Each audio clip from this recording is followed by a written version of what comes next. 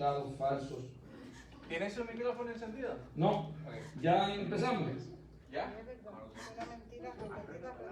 Bendito sea Dios. Vamos a estudiar el Israel de Dios. Vamos a encontrar el Israel de Dios y vamos a ver cómo Dios creó a Israel. ¿Y quién es Israel? Fíjense bien, vamos a estudiar el Israel de Dios. ¿Entienden? Más o menos hemos estudiado esto en ciertas partes y hemos dado parte aquí, parte allá en diferentes estudios. Pero quiero concretar un estudio donde desde el principio hasta el fin se vea el trabajo y la obra de Dios haciendo su Israel.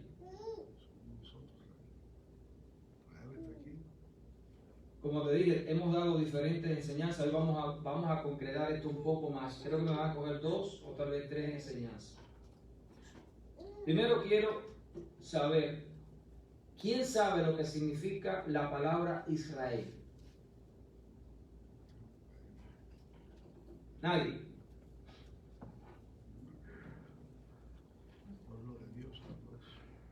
No. Vamos a Génesis.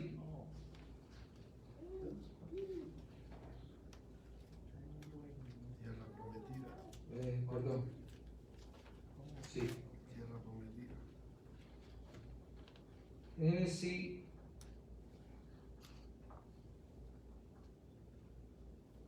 Eso está en Génesis 32. Está tremenda. Estás ahí usándome. Me gusta. Génesis 32. 22 a 28.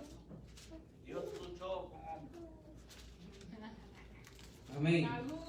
Vamos, este pasaje lo vamos a estudiar un poquito más adelante, pero quiero primero saber qué significa la palabra Israel. Verso 27. Bueno, voy a explicar un poquito más. Jacob está peleando con un ángel. Está peleando con Dios. Está peleando con Jesús. Está peleando con Dios. Y Dios le dice en el verso 27, ¿cuál es tu nombre? Y él respondió, Jacob. Y el varón le dijo, no se dirá más tu nombre Jacob, sino Israel, porque has luchado con Dios y con los hombres y has vencido. ¿Qué significa la palabra Israel? ¿Por qué le dijo te llamarás Israel? Porque has peleado con Dios y con los hombres y has vencido. La palabra Israel significa aquel que pelea con Dios y con los hombres y vence. Eso es lo que significa la palabra Israel. Es el significado cuando Dios le dijo, tú eres Israel, Jacob, le está diciendo, tú peleaste conmigo, tú peleaste con los hombres y venciste. Y eso es lo que Dios quiere hacer. Aquellos que peleen con Él, aquellos que peleen con los hombres y venzan. Ese es el propósito de la palabra Israel y ese es el objetivo de Israel. Vencer con Dios y vencer con los hombres. Así que con esta visión vamos a estudiar cómo Dios hace a su Israel. En Gálatas capítulo 6.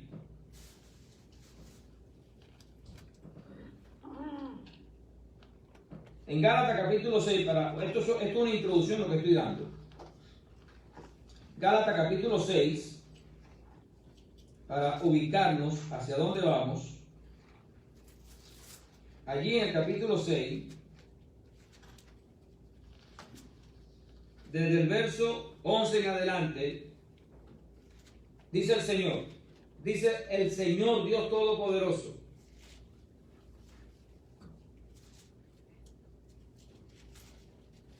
Mirad, ustedes sí que se llaman. El hermano Jaime y su hijita, mira cómo se llama. ¿Se durmió? Ah, se durmió. Ah, bendito sea Dios. Yo pensé que ella estaba pegadita a ti.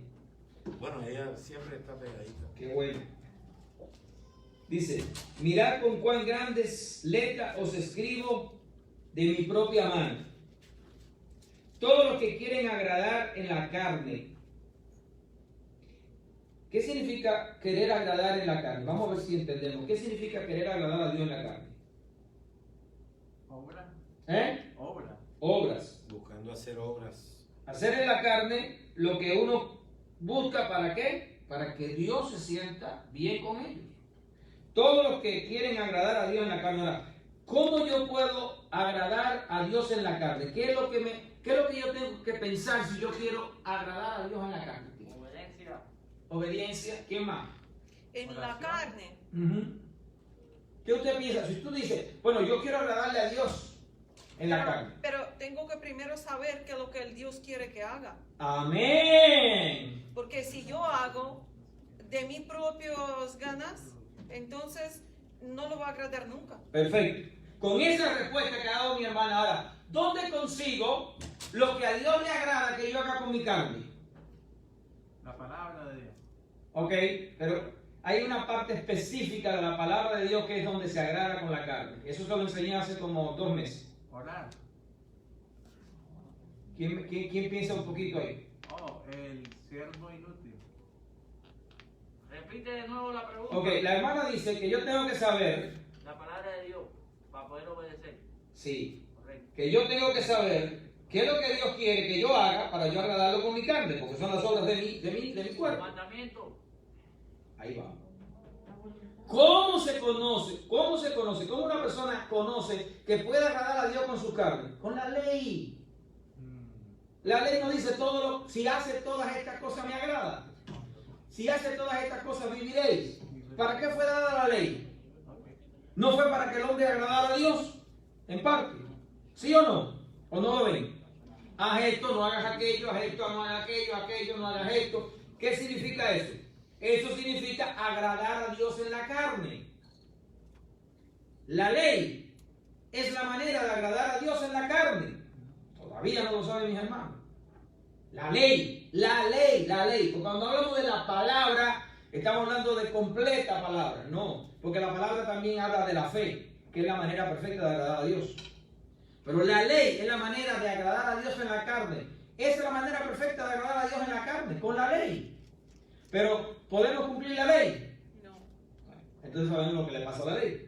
Entonces dice, todo lo que quieren agradar en la carne, esto os obliga a que os circuncidéis. Ahí lo tiene. ¿Dónde se circuncida el hombre? El hombre, ¿dónde él se circuncida? En su carne. Entonces el que se circuncida trata de agradar a Dios en la carne, porque Dios dijo, circuncídate si quieres pertenecer a mi pueblo. ¿Sí o no? Ok. Solamente para no padecer persecución a causa de la cruz de Cristo.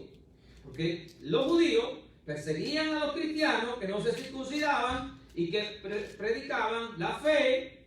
Ellos en Gálatas querían que se circuncidaran para que agradaran a Dios. Pablo viene contra eso aquí. Porque ni aun los mismos que se circuncidan guardan la ley. Porque no pueden guardar la ley. Claro que no. Porque si por la ley fuera la justicia, entonces ¿para qué la promesa? ¿Y para qué vino Cristo? Entonces dice, pero quieren que ustedes os circuncidéis para gloriarse en vuestra carne. ¿Qué pasa? La ley trae vanidad. La ley trae orgullo. Oh, si te circuncidas es como yo. Oh, si te circuncidas estás bien como nosotros. Pero el que no se circuncidaba estás mal. Porque no estás haciendo lo correcto. Y ese era el problema de que ellos querían que todo el mundo fuera como ellos. Esa es una de las guerras que ustedes ven en las religiones. Eso es una guerra de la carne. Dice, pero lejos esté de mí gloriarme, sino en la cruz de nuestro Señor Jesucristo. ¿Qué dijo Pablo? En lo único que yo me glorío, a lo único que yo me alegro, en lo único que yo doy gloria, en lo único que yo doy satisfacción, en la única manera que yo agrado a Dios, es en la cruz de Cristo. No tengo nada más para agradar a Dios. Amén. No tengo nada más para glorificar a Dios. No tengo nada más que para gloriarme de que estoy bien delante de Dios. No tengo nada más, solamente la cruz de Cristo. Dice después, dejo de mí gloriarme, sino en la cruz de nuestro Señor Jesucristo. Porque por quien el mundo me es crucificado a mí y yo al mundo. ¿Qué significa eso? Que el mundo me es crucificado a mí y yo estoy crucificado al mundo. ¿Qué entienden ustedes cuando leemos eso? Eso significa que yo estoy muerto al mundo y el mundo está muerto a mí. Es decir, ya no pertenezco a ese mundo, estoy muerto. El mundo y yo no tenemos participación porque yo soy un muerto para el mundo. Y el mundo es un muerto para mí. Eso significa esa separación completa entre el mundo y yo. El que no está en esa condición, a través de la cruz de Cristo, el que no está separado del mundo, a través de la cruz de Cristo, el que no ha entendido que la cruz de Cristo lo ha separado del mundo, no está muerto al mundo. Pero el que se separa del mundo, dice, yo y el mundo no tenemos nada. Ese es un muerto para mí y yo soy un muerto para él. ¿Usted ha visto algún muerto que esté aquí en el mundo? No. ¿Y algo del mundo que actúe en la vida de un muerto? No. Porque el muerto está muerto y no tiene relación. Ni uno para el otro, ni el otro para el otro. Entonces Pablo está hablando que la manera de separarse del mundo y pertenecer a Dios y agradar a Dios es a través de la cruz de Cristo, la cual lo mata hacia el mundo y el mundo queda muerto hacia Dios. Y a ese predicador lo traen para acá. Porque en Cristo Jesús ni la circuncisión vale nada. En Cristo, el que está en Cristo, dice, la circuncisión no tiene ningún valor. Lo que le gustan agradar a Dios a través de las obras de la carne, dice, te circuncida y para Dios no vale nada, absolutamente nada. Ni la circuncisión ni la incircuncisión, ninguno de los dos vale nada. Ni el que está circuncidado, ni el que no está circuncidado, no le vale nada eso. Eso no significa nada. Eso no tiene ningún valor delante de Dios. Eso no vale nada. Y la gente le encanta la carne, para gloriarse en la carne. Pero Dios dice, eso no vale nada para mí. Te circuncida y no te circuncida, eres el mismo pecador. No tienes ninguna relación conmigo. No me agrada de ninguna manera. No tenemos relación. Entiendan primero bien claro esto. Y dice entonces, ¿qué es lo que le agrada a Dios? Si no, lo que le agrada a Dios es una nueva creación. Lo que le agrada a Dios no es Adán, creado en el huerto del Edén. Ese Adán no le agrada a Dios para nada. Toda la descendencia de Adán. ¿Quién es la descendencia de Adán? ¿Quién me dice quién es la descendencia de Adán? Nosotros. La humanidad entera. Todo aquel que es engendrado por la simiente de Adán, todo hombre que nazca en esta tierra a través de la simiente de Adán, no le agrada a Dios, haga lo que haga. No importa tu religión, no importa lo que tú hagas. ¿Quién mandó la circuncisión? Dios. Dios. Y Dios está diciendo ahora, el mismo Dios está diciendo, eso no me agrada. Tú dices, ven acá, ¿cómo es el problema? Si eso no te agrada y tú me lo mandaste, ¿cómo es la cosa? ¿Saben por qué, no? Amén. ¿Saben por qué? ¿O hay alguien que no sepa por qué? Dígame rápido. Si hay alguien que no sabe por qué, levánteme la mano para que tal. Pregunta, ¿cuál es la Porque se pregunta? ha cambiado el pacto. Se No. cambió el pacto, sí. Aunque no se cambiara el pacto, la pregunta es esta. ¿Saben por qué ningún hijo de Adán le agrada a Dios, haga lo que haga, aún la circuncisión que Dios mandó? Porque nada puede comprar la salvación, solo Cristo. Por ahí vamos. Y Cristo es la circuncisión del Espíritu Santo. Ok, sí. ¿Está hablando de la circuncisión del corazón o la vieja? Yo estoy hablando, escúcheme bien. No se adelanten a lo que no preguntó, porque entonces, miren mi pregunta. Todo hijo de Adán,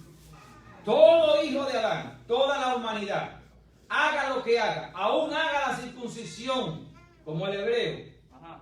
¿agrada a Dios? Ya dijimos, no. Pregunto ahora, ¿por qué si Dios mandó la circuncisión, no le agrada a Dios la circuncisión? Porque no salva la circuncisión. Esa es la palabra. Porque no salva la circuncisión. Porque la circuncisión no salva. ¿Cuál es la causa por la cual la circuncisión no salva? Porque es carne. Por ahí vamos. Porque ya no hay pacto. Los pecados de antes, ¿quién te lo perdona? No hay manera de perdonar al hombre por la circuncisión. Porque el hombre es pecador y la circuncisión no lo santifica delante de Dios completamente. ¿Sí o no? ¿Estamos ahí? Amén. Ok. Pero dice Dios, hay algo que me agrada. ¿Qué dijo Dios? ¿Qué leímos? Una nueva Una nueva creación. ¿Qué significa una nueva creación para usted? Un nuevo hombre. Nacer de nuevo. Hacer de nuevo. Una nueva creación significa otro ser diferente al que existe. Yo hago un perro y después hago un gato. ¿Es la misma creación? No. Yo hago el sol, después hago la luna. ¿Es la misma creación? Entonces, una nueva creación es un hombre diferente, un hombre nuevo, algo distinto, completamente diferente, absolutamente, totalmente, tiene que ser distinto. Si alguien sabe, si alguien se acuerda, ¿cuál es la diferencia entre estas dos creaciones? Está en el capítulo 15 de Primera de Corintios. Nacer de nuevo es nacer del Espíritu Santo. ¿Cuál es las dos diferencias?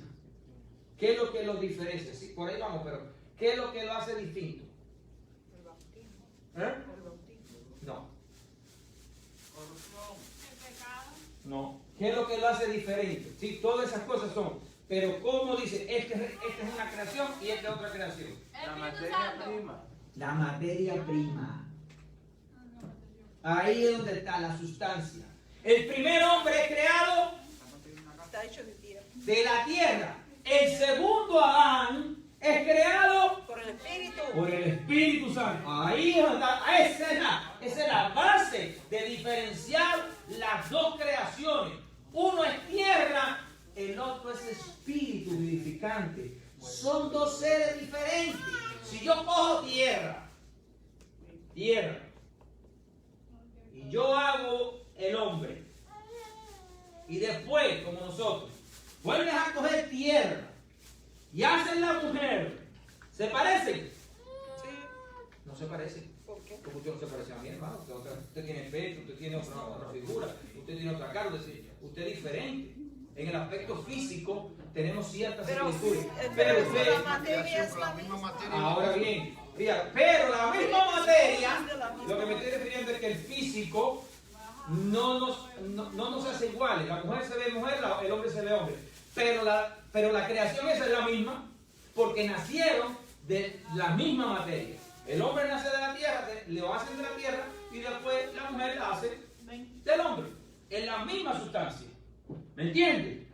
Fíjense, ahora, fíjense.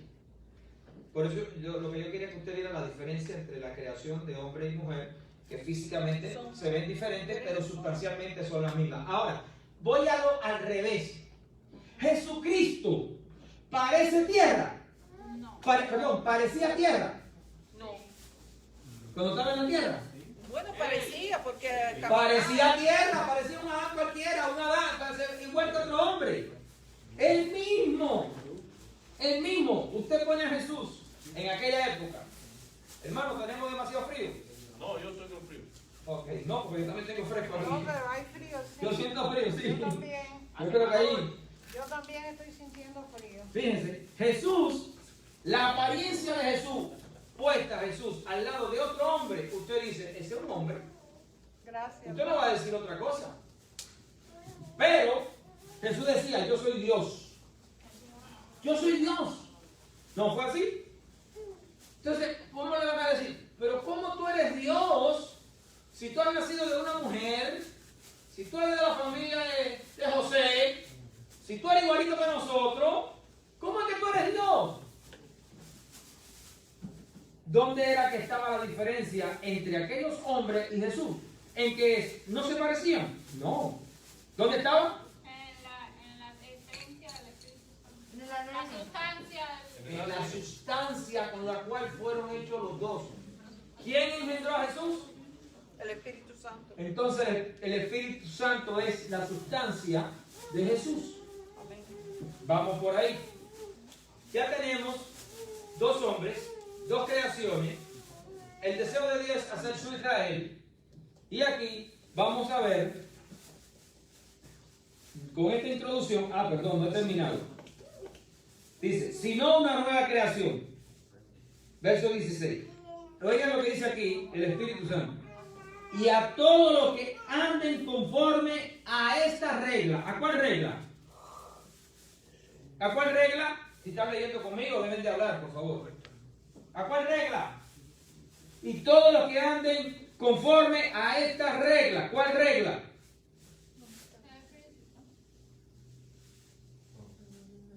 Acabamos de leer qué es lo que le agrada a Dios.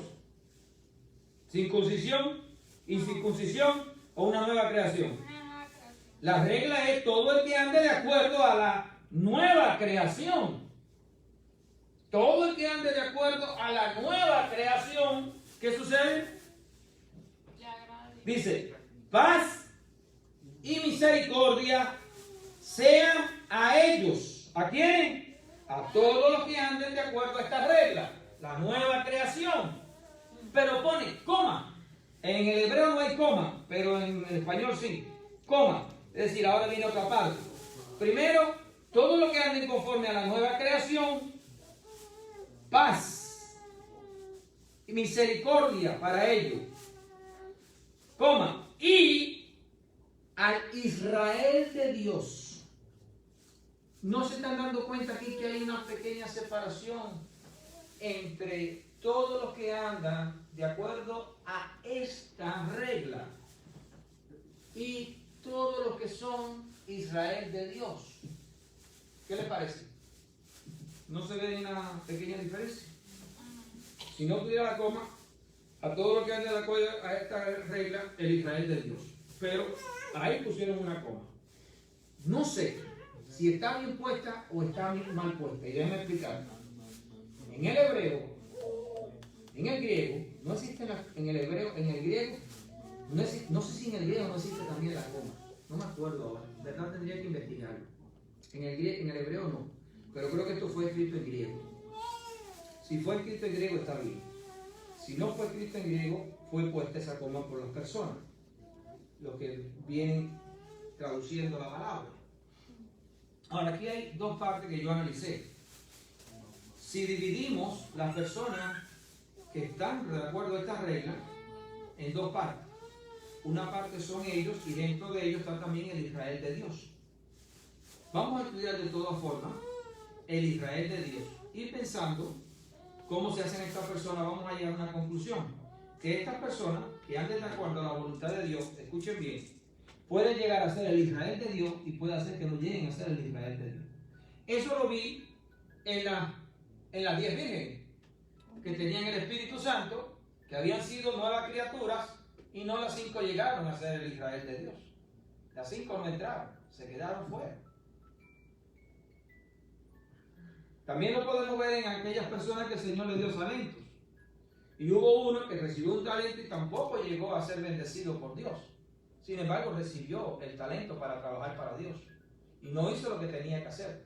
Y consideraba que estaba bien, pero cuando el Señor llegó, le dijo, no, tú eres un siervo inútil. Fuera a la tiniebla.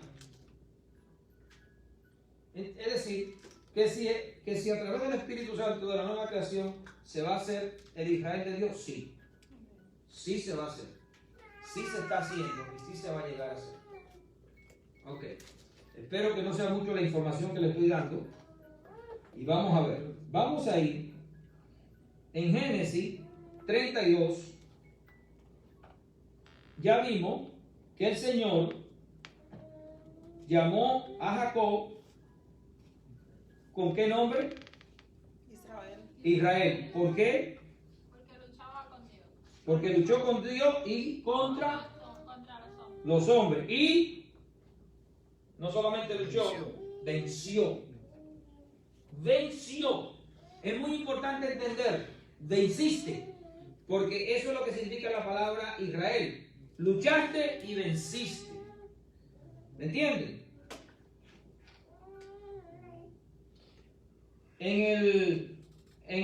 Vamos a estudiar un poquito ahora lo que empezamos ahí hablando. Vamos al 22 del capítulo 32 de Génesis. Y se levantó aquella noche y tomó sus 2 mujeres.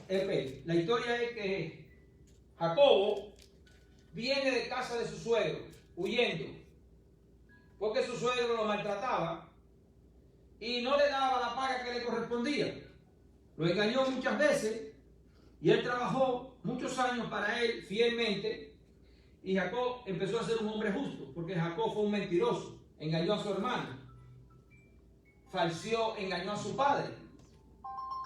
Y ahora el Señor le dice: Jacob, levántate y vete a la tierra tuya. Y Jacob recoge su familia y huye a escondida del suegro. De tal manera que el suegro era su tío, y su tío le cayó atrás para hacerle daño. Pero el problema es que el tío usó el pretexto de que Jacob se llevaba los dioses de él. Y en verdad se lo llevaba una hija de él.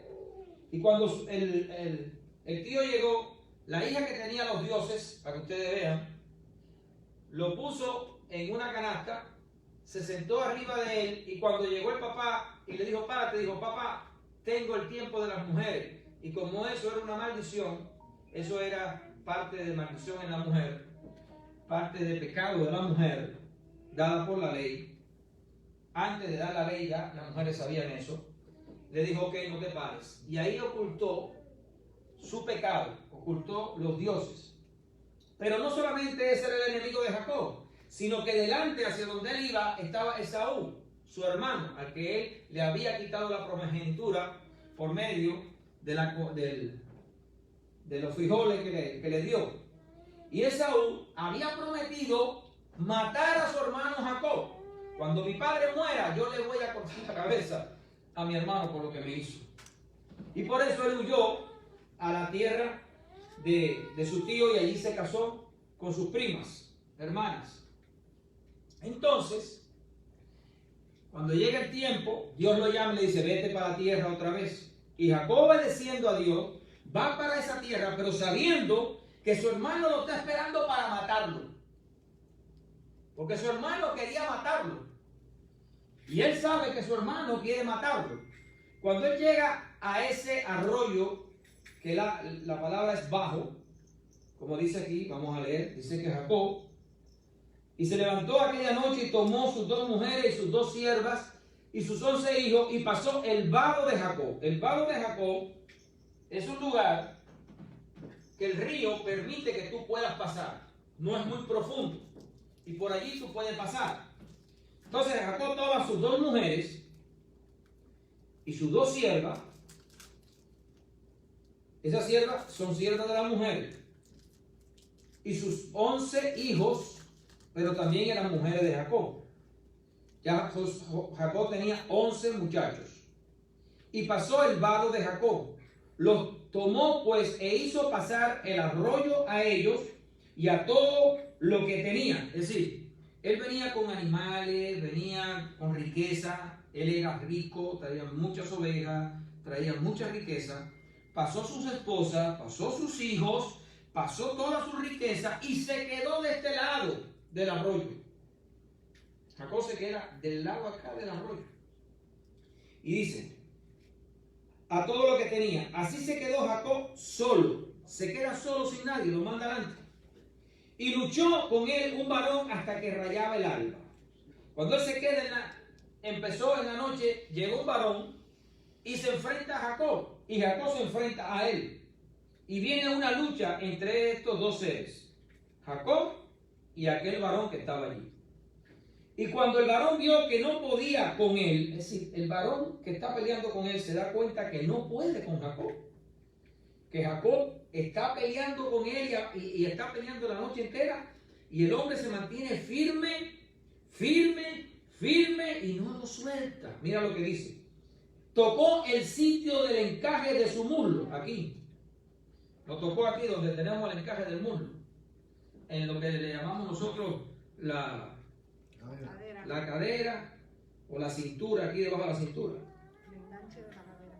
Tocó en el sitio del encaje de su muslo y se descoyuntó el muslo de Jacob mientras con él luchaba. Es decir, cuando estaba luchando, ¡pum!, se zafó. Se le zafó esta parte de aquí a Jacob, porque el Señor lo tocó ahí. El que está luchando con él es el Señor. Lo tocó en el muslo, se le cayó la pierna, pero Jacob hizo algo. Aunque el muslo se le cayó, se siguió prendido de la lucha. No soltó. No soltó a aquel varón. Y dijo, dice el varón, déjame, porque raya el alba. Es decir, ya va a amanecer. Y Jacob le respondió, no te dejaré si no me bendices. ¿Qué buscaba Jacob? Bendición. Una bendición. Él sabe con quién estaba peleando. Esto es lo interesante. ¿Sabe que usted sabe con quién pelea? Nosotros también peleamos. Seamos como Jacob. Peleó hasta dónde? Hasta alcanzar su bendición. ¿Cuántos dejan la pelea con Dios para alcanzar la salvación? Dejan la fe, dejan la esperanza, se olvidan de la promesa, se van al mundo, dejan la santidad, vuelven otra vez a pensar que a través de las cosas del mundo van a conseguir sus bendiciones. ¿Cuántas personas retroceden? Pero Jacob fue un valiente. Me quedo aquí, me tocaste el muslo, me descoyuntaste el muslo, pero yo sigo peleando contigo. No te suelto hasta que tú no me bendigas. Tú tienes que bendecirme. Yo quiero tu bendición. Yo deseo, necesito tu bendición. ¿Qué era el problema de Jacob? ¿Quién lo sabe? ¿Por qué pasó a todo el mundo? Se quedó del lado acá. ¿Hacia dónde iba Jacob? ¿A encontrarse con quién? Con Esaú. Con la muerte. Con Esaú. Esaú era la muerte para él. Y él estaba buscando la bendición. ¡Sálvame! ¿Con quién peleó? Con Dios. ¿Y con quién más? Con los hombres. ¿Ve el problema? Él tuvo que pelear con Dios para que Dios lo salvara. ¿De dónde? De los hombres. Porque los hombres lo iban a matar. Y él peleó. Ese es el problema de nosotros. ¿Qué quiere el mundo con nosotros? Matarnos. ¿Qué quiere Satanás con nosotros? Pero tú tienes que pelear ¿hasta cuándo? Hasta que venzas. Las 7 iglesias de Apocalipsis. Al que venciere. Al que venciere, heredará. Al que venciere, al que venciere. No hay diferencia entre Jacob y nosotros. Estamos en la guerra. ¿Qué dice el Espíritu Santo? Nosotros no tenemos lucha contra carne y sangre, sino ¿contra quién? Contra espíritu. Pero ¿cómo los espíritus trabajan? A través de hombres. Los espíritus trabajan a través de hombres para destruirnos a nosotros. Trabajan a través del mundo para destruirnos a nosotros. Trabajan a través de las tribulaciones para destruirnos a nosotros. Para quitarnos la fe, para quitarnos la esperanza, para quitarnos la bendición, para quitarnos la herencia. ¿Sí o no? Amén. Y Jacob le dice, si no me bendices, no te dejaré, no te suelto, no te dejo ir. El ángel quería irse, que era nuestro Señor Jesucristo en aquel momento, el varón ese, pero no lo soltó Jacob. Siguió peleando con él, no te suelto, aunque tenía el pie descoyuntado. Y ese pie descoyuntado, ¿qué me está diciendo? Que para pelear con Dios se va a sufrir. Tú y yo vamos a ser probados porque el mundo nos va a poner pruebas y Dios nos va a poner pruebas. Satanás nos va a probar a ver si es verdad que obedecemos a Dios, y Dios nos va a probar. El capítulo 12 de Hebreos dice que Él a quien ama castiga y corrige. Pero la palabra dice que también no tenemos lucha contra carne y sangre, sino contra espíritu, y que el mundo viene contra nosotros y que nosotros tenemos que venir contra el mundo. Entonces, el que no tenga estos principios, no sabe estas cosas, lo van a engañar. Porque te van a robar la salvación, te van a robar la promesa, te van a robar la bendición, te van a robar la esperanza, y al final, el único que va a sufrir es aquel que pierda la batalla. Y le dice él al ángel, si no me bendices, no te suelto. Tienes que bendecirme, porque yo estoy aquí y no te suelto. Que aparezca el sol, pero yo no te suelto. Y cuando el varón vio esto, y el varón le dijo, ¿cuál es tu nombre? Y él dijo, y él respondió, Jacob. Él le dijo, yo soy un mentiroso. Yo soy un farsante. Yo soy uno que engaña para conseguir sus cosas. Que eso fue lo que pasó con su hermano. Le está diciendo, yo soy el que le hice la trampa a mi hermano. Eso es lo que le está diciendo Jacob. Yo fui el que engañé a mi padre, diciendo que yo era Esaú. Yo fui el que me metí en el medio para coger la primogenitura que le pertenecía a mi hermano. Eso es lo que está diciendo aquí cuando él dice, yo soy Jacob. Yo soy el tramposo que engañó a mi hermano. ¿Qué es lo que está diciendo? ¿Qué es lo que está haciendo Jacob ahí? Declarando su pecado. ¿Lo ven? Se está humillando, está declarando, Señor, yo hice esto. Este es mi pecado. Yo hice esto. Porque es el pecado que se le conoce a Jacob. No se le conoce otro. Este es el pecado de muerte de Jacob, podríamos llamarlo. Y él dice, yo soy Jacob, el embaucador, el mentiroso. Y el varón le dijo, por cuanto él se confesó, le dice el varón, no se dirá más tu nombre Jacob, ya de aquí para adelante, no serás más que mentiroso, no serás más farsante, no engañarás más, no actuarás más como la gente del mundo, ya no serás más ese hombre falso.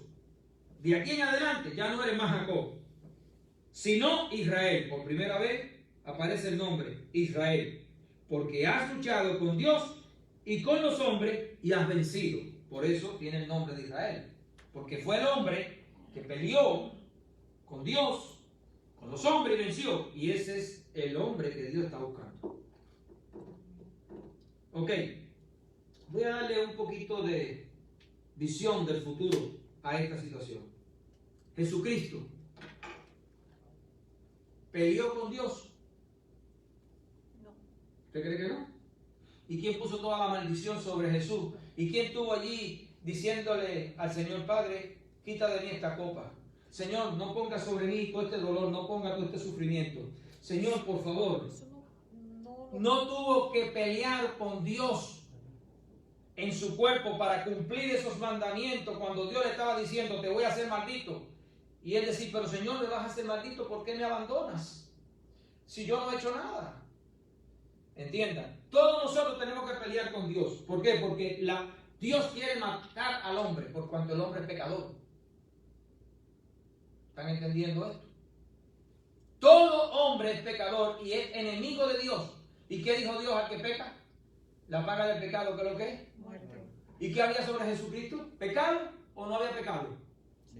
Había pecado. Dice que Dios puso sobre él todo el pecado de la humanidad. Todo el pecado de la humanidad. Y fue a la muerte con todo el pecado de la humanidad. Lo que pasa es que después se encuentra lo que pasa. Pero aquí hay una guerra. Una guerra entre la vida y la muerte. Ahora, ¿Jesucristo peleó con los hombres? Todo el tiempo. No le decía a los hombres las cosas que estaban equivocadas. No le mostraba a los hombres que estaban en pecado y que la paga del pecado era la muerte. No le mostraba a los hombres que el camino y la vida era Él y los hombres no le creían y los hombres lo perseguían y lo querían matar. Lo mismo que Jacob. Entiéndanlo. Jacob es un símbolo de nuestro Señor Jesucristo. Peleó con Jesús, pero Jacob es un símbolo. Más adelante lo vamos a ver como la palabra lo dice. Toda la Biblia del Antiguo Testamento es un símbolo, es una sombra, es una imagen de nuestro Señor Jesucristo. Ustedes tienen que buscar a Jesucristo allí si lo quieren ver, representado en todo lo que Él es y todo lo que Él hizo por nosotros.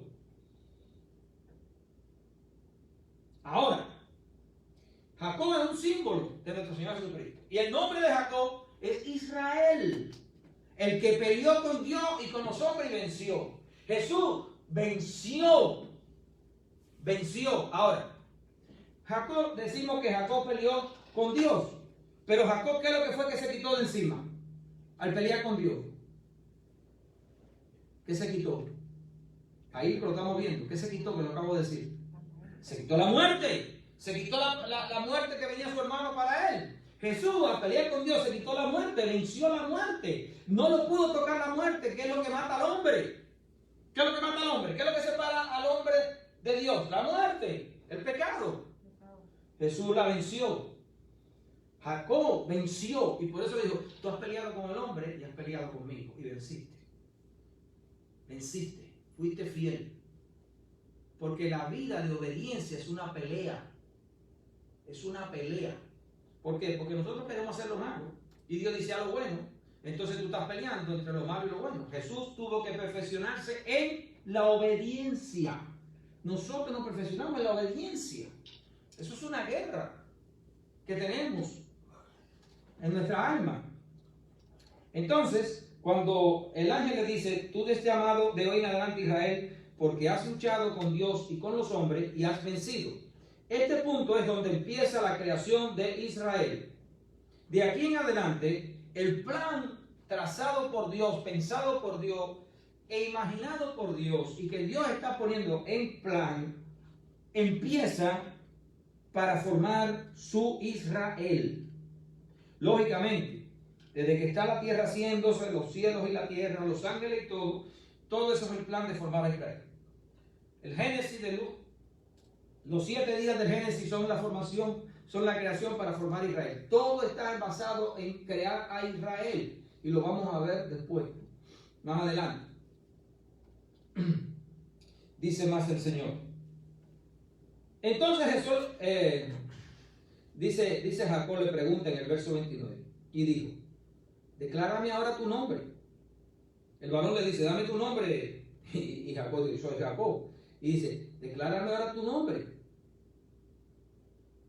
Y el varón respondió, ¿por qué me preguntas por mi nombre? ¿Por qué me preguntas por mi nombre? Jacob estaba buscando a ver quién era ese Dios que se le estaba manifestando allí.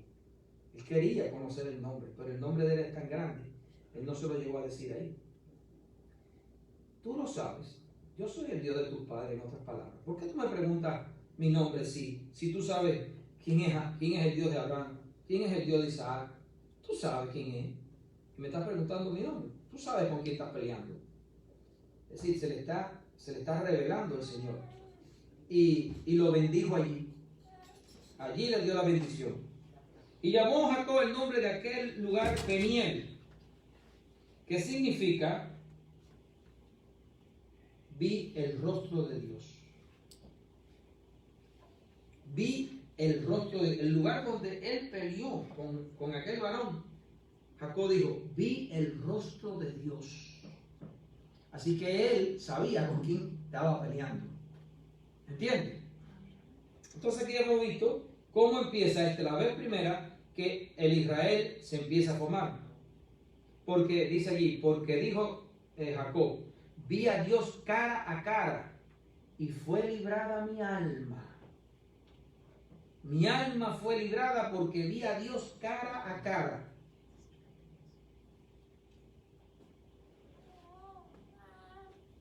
Capítulo 17 de Juan dice, esta es la vida eterna, que te conozcan a ti, Señor, y a tu Hijo a quien has enviado.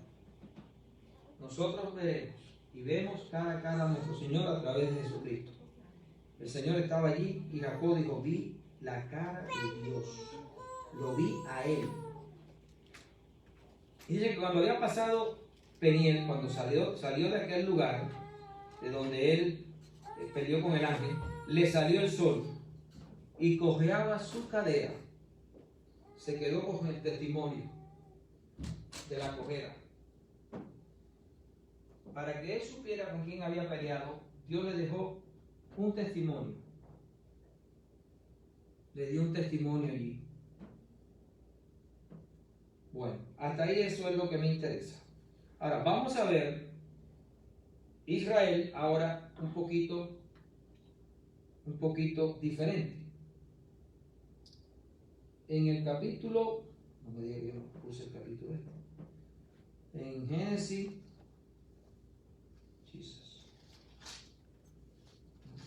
la culpa la tuvo el hermano Jaime, que me llamó en ese momento y me sacó del estudio. No, aquí. En el capítulo 49, de ahí de Génesis, Jacob, fíjense, bendice a todos sus hijos, a todos los hijos de él. Y Jacob tiene 12 hijos nada más. Estos 12 hijos es muy nombrado hoy como Israel. Fue nombrado como Israel. En el capítulo 49, en el verso 3, allí bendijo él a Rubén. El primer nombre dice Rubén. No voy a leer las bendiciones. En el verso 5 dice Simeón y Leví. Tenemos 3 hijos ahí. En el capítulo 8, Judá. Tenemos 4 hijos. En el capítulo 13, Zabulón. En el capítulo 14, Isaacar. ¿Cuánto vamos? Perdí la cuenta. 1, 2, 3, 4, 6. En el capítulo 16, Dan. 7. En el capítulo Gad, 8. En el capítulo 20, Aser, 9. En el capítulo 21, Neftalí, 10. En el capítulo 22, José, 11. Y en el capítulo 27, Benjamín, 12. Esos son los 12 hijos de Jacob que tuvo con sus 2 esposas y con las 2 siervas de sus 2 esposas. A estas 12 personas descendientes de Israel se le llaman israelitas. Las 12 personas se le llaman israelitas. ¿Ok? Ahora, en Éxodo, yo estoy tremendo, esa parte no la noté. No, es en Génesis. En Génesis,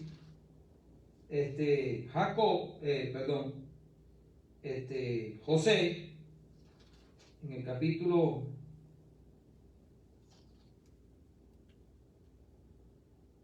capítulo 48, en el verso 14, todos conocen a José, el hijo de Jacob, amado por Jacob, llevado a Egipto, y que vivió en Egipto. Tuvo 2 hijos, uno se llamó Efraín y otro se llama Manasés. José tuvo 2 hijos. Estos 2 hijos de José, Jacob un día lo adopta como hijo y le dijo a su padre, a su hijo José: José, tus 2 hijos, Efraín y Manasés, son hijos míos, me pertenecen.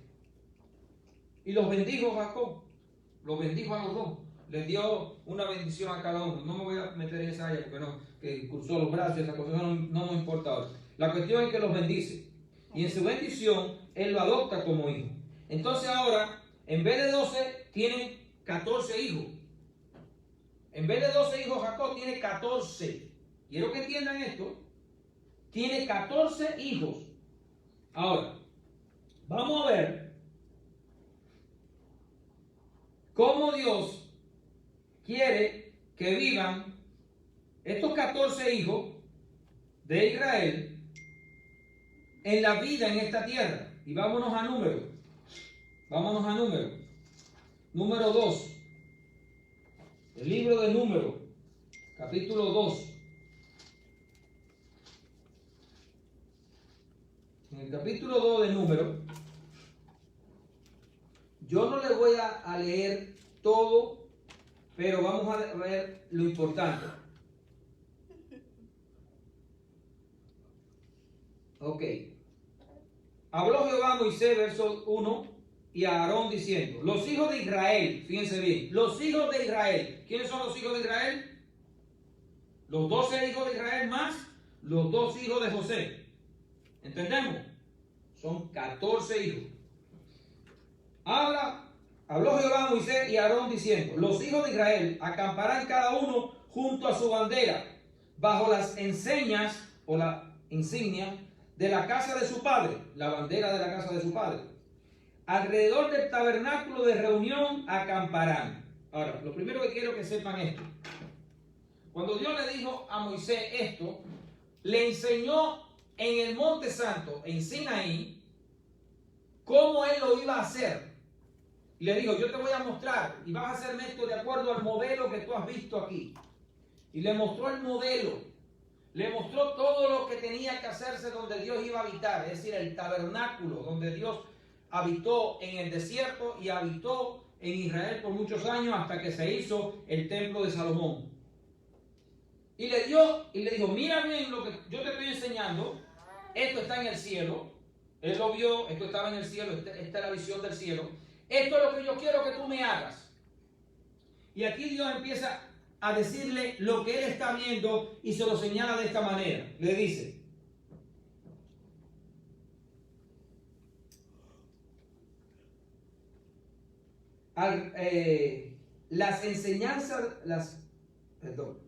bajo las enseñas de la casa de su padre, en el verso 2, al final, alrededor del tabernáculo de reunión acamparán.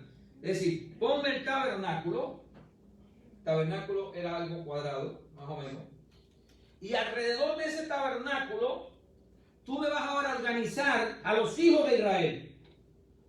Y empieza así, verso 3. Estos acamparán al oriente. Ok, no tengo cómo escribir, pero imagínense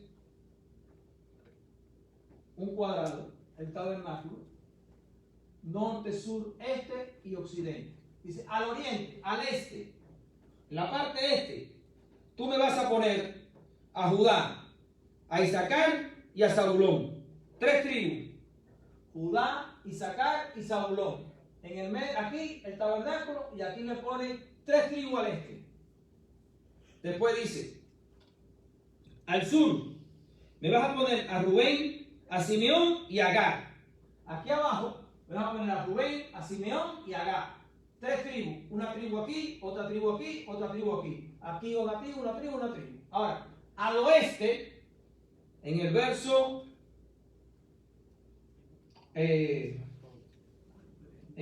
18, me vas a poner a Efraín, me vas a poner a Manasés y me vas a poner a Benjamín. De este lado. Y en el norte, me vas a poner a Dan, me vas a poner a Aser y me vas a poner a Neftalí. Y arriba me vas a poner 3 tribus más.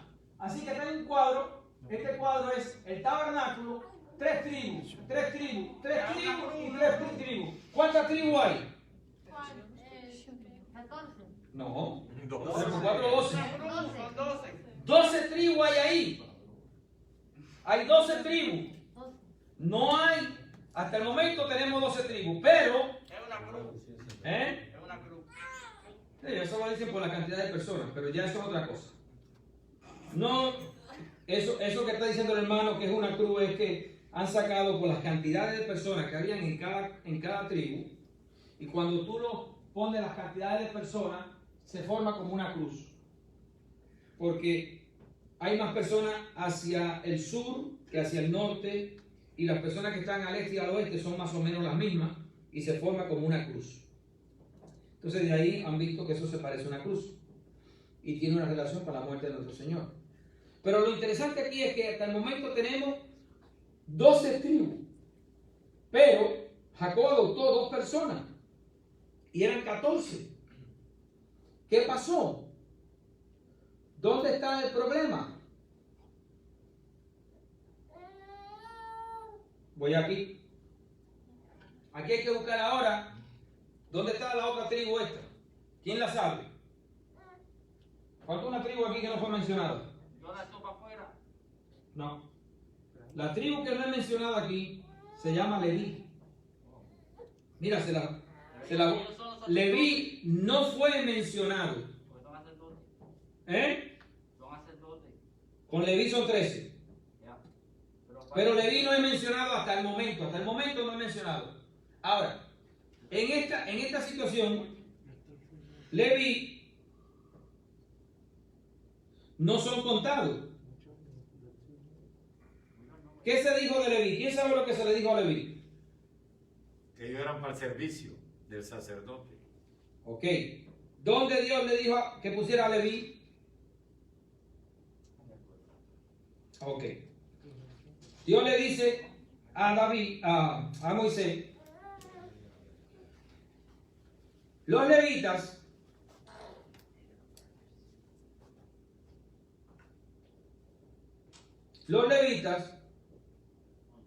en el verso 32, capítulo 2 de Números, fíjense, mas los levitas no fueron contados entre los hijos de Israel. Oigan bien, entre los hijos de Israel. ¿Qué significa eso? Como que no pertenecen a los hijos de Israel, porque no son contados entre los hijos de Israel.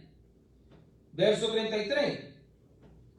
Como Jehová lo mandó a Moisés, e hicieron los hijos de Israel conforme a todas las cosas que Jehová mandó a Moisés, así acamparon por sus banderas y así marcharon cada uno por sus familias según la casa de su padre. Los levitas, ahora Dios le dice a Moisés, los levitas me lo vas a poner, las tribus están aquí, las tribus están aquí, las tribus están allí, aquí está el tabernáculo, me lo vas a poner alrededor, rodeándome el tabernáculo. Ellos van a vivir dentro de las tribus, alrededor de los tabernáculos. Ahora, ¿por qué sucedió esto? Fíjense, acuérdense que todo es un símbolo, pero todo tiene un porqué. ¿Por qué sucedió esto? Vamos a Éxodo 19. Éxodo, capítulo 19, verso 3.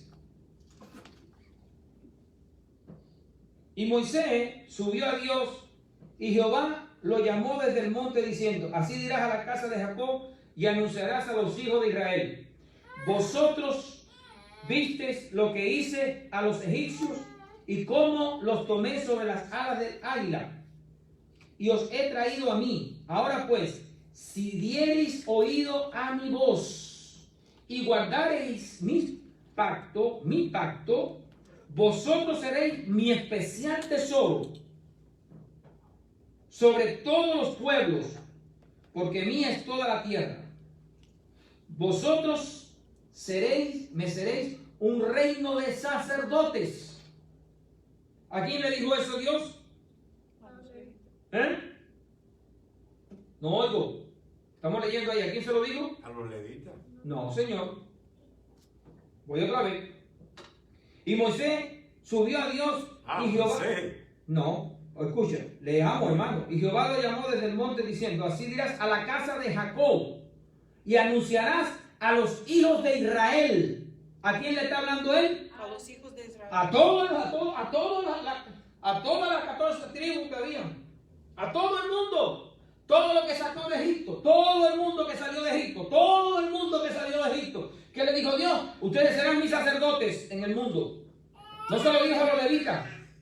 Se lo dijo a todo Israel.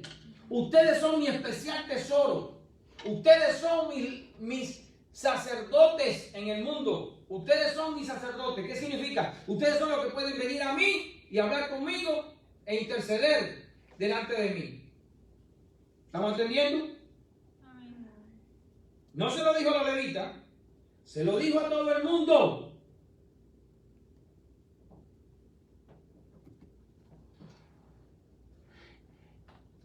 Pero vamos a ir a Hebreos 3, 7 y 11.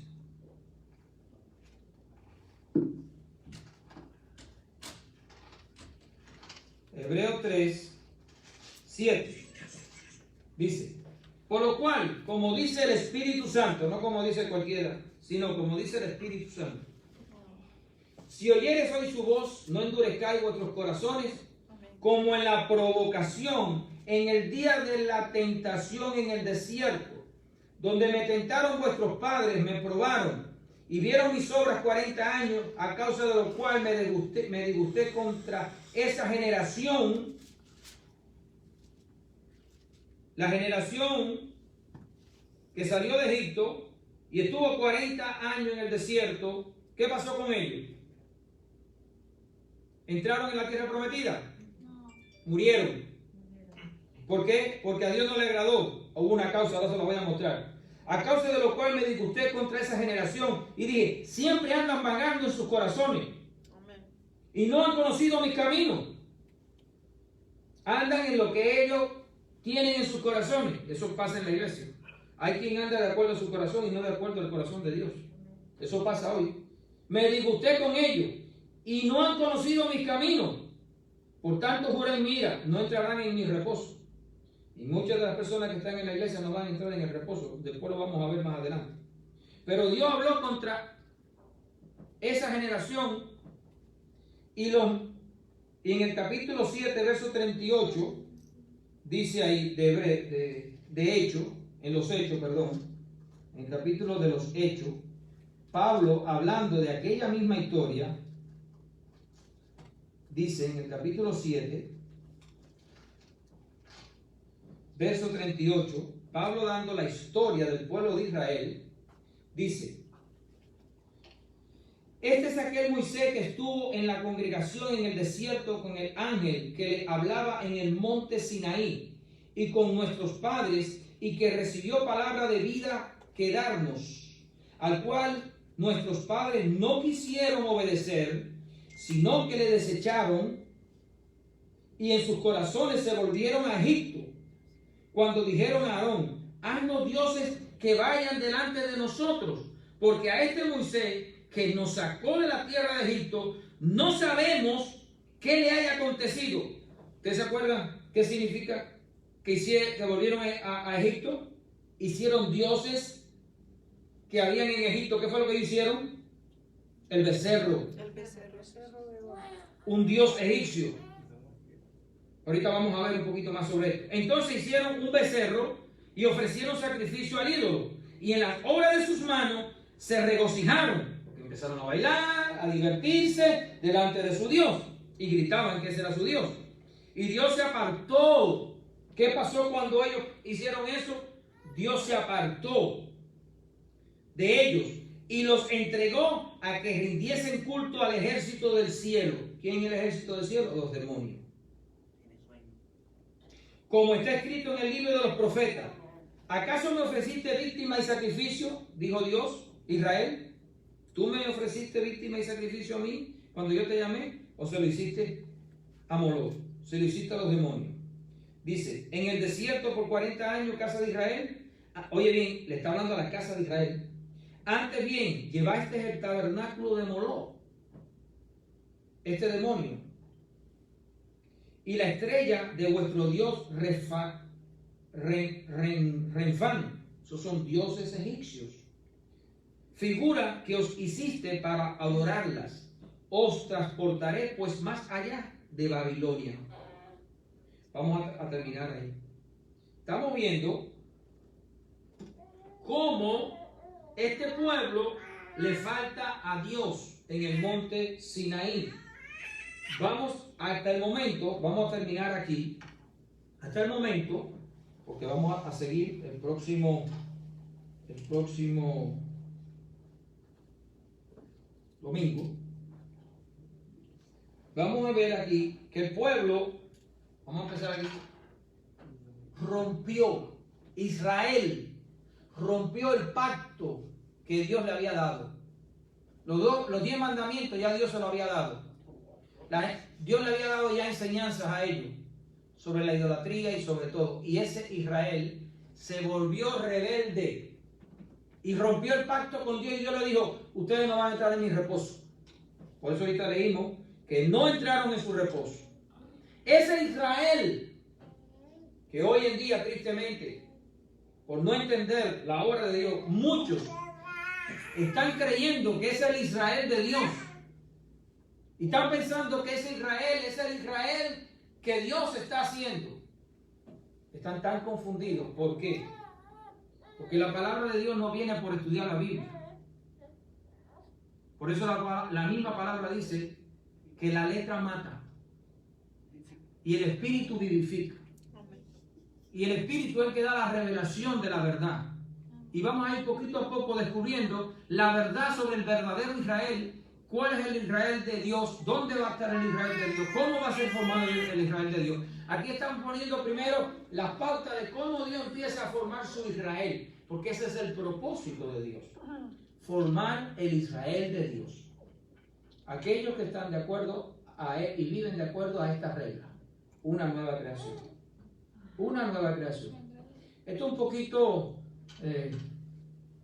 hay que leer más que lo que estamos leyendo aquí para ver la riqueza de la información que Dios nos da. En el Antiguo Testamento hay bastante riqueza sobre esto, porque allí es donde están las profecías para la creación del Israel y los tipos, los símbolos de quién es ese Israel. Entonces vamos a dejarlo aquí y vamos el próximo domingo a continuar. Hoy tenemos una bendición. Tenemos un pan hecho por las manos de una de las hermanas de la iglesia. Eso es una gran bendición. Gloria a Dios. ¿Sabes por qué le digo eso? Porque Y tenemos un vino. Un momentito todavía. Hay dos vinos aquí. Se trajo uno y se va a dejar el otro. Creo que se trajo 3 vinos. Bueno, ¿por qué le digo que es una gran bendición que una hermana lo haga? Hay iglesias hoy en día que hacen eso. Los hermanos son quienes hacen el pan de la iglesia. ¿Por qué? Porque en la antigüedad el pan no se compraba en las tiendas. Eran las hermanas las que hacían el pan. Y los hermanos eran quienes exprimían la uva para hacer el jugo de la vid. Eso era algo que la iglesia hacía entre ellos, según la historia que he leído. Y es una bendición que una mano santa haga nuestro pan. Y si pudiéramos una mano santa hacer nuestro vino fuera maravilloso, pero las condiciones no son muy favorables. No sé si habrá una forma de coger la uva y exprimirla. Bendito. Con una... machucarla y sacarle el jugo. Se hace con los pies, ¿usted lo sabía? Sí, No, pero se lo puede hacen con licuar. los pies. Pero lo que pasa es que en aquella época, como la gente no usaba medias, no tenía mal olor. Oye, Pero tenía tierra porque andaban casi descalzos. por eso es que se lavaban primero antes de Yo cuando entraban en las necesito casas. tu ayuda. Entonces hoy tenemos la bendición de que tenemos un pan Necesito tu ayuda sin para levadura. que sirva Algo que todo. yo no sabía, la hermana investigó y el pan pita tiene levadura, hermano. Me habían dicho que no tenía levadura, pero ella encontró que tiene levadura seca. Tiene una levadura que no sé lo que significará levadura seca, me imagino que no sé, no será líquida. Tiene levadura seca, le echan algo y eso es mejor que no tenga Yo voy levadura. a repartir el pan y tú repartes la Porque el símbolo, ¿Tú o Yulema? ¿Sí? O Yulema, mira. No, yo lo que voy a pagar es... antes, un momentico, todavía no se me paren para el pan, todavía por favor. Pastor. Sí, mi niña, pare.